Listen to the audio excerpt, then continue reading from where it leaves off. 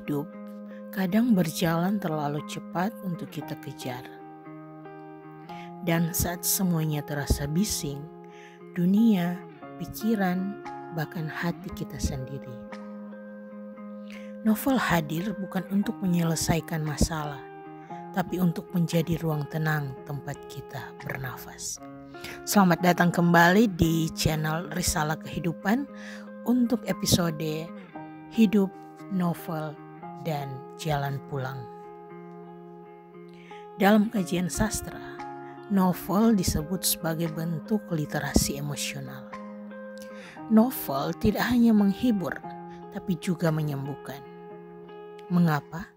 Karena di dalam cerita orang lain, seringkali kita menemukan versi yang lebih jujur daripada diri kita sendiri.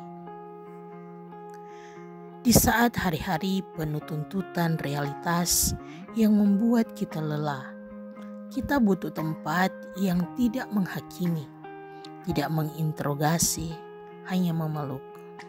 Novel bisa jadi adalah tempat itu.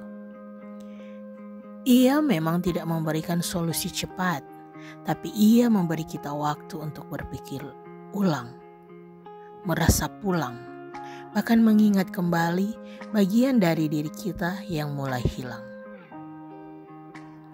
Ilana Tan dalam novelnya Spring in London menulis, karena kadang yang kita butuhkan hanyalah duduk diam dan membiarkan seseorang atau sesuatu menenangkan hati kita.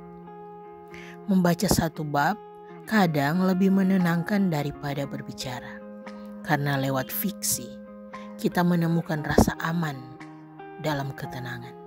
Tidak ada paksaan, tidak ada deadline, hanya ada satu halaman lagi sampai kita merasa sedikit lebih baik. Novel tidak akan berteriak, ia menunggu dengan sabar. Dan saat kamu kembali ke halaman itu, entah untuk ketiga kali atau ke-30 kali, ia tetap tenang menyambutmu dengan suara yang sama. Tenang, kamu tidak sendiri. Karena di dunia yang keras, kata-kata fiktif justru bisa menjadi tempat paling nyata untuk pulih. Kadang dunia tidak mendengar, kita pun tak punya tenaga untuk bicara. Tapi novel tidak menuntut kita berkata apapun. Ia hanya menyampaikan cerita, lalu membiarkan kita memaknainya sendiri.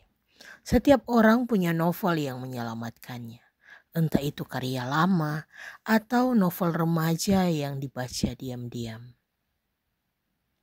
Jadi, jika hari ini kamu merasa dunia terlalu gaduh, kamu tak tahu harus kemana, coba pilih satu buku, duduk diam, buka halaman pertama. Biarkan ceritanya mengantar pulang, karena hidup tuh emang begitu. Tapi kita selalu bisa memilih untuk jeda, dan novel bisa menjadi cara paling tenang untuk kita kembali jalan pulang.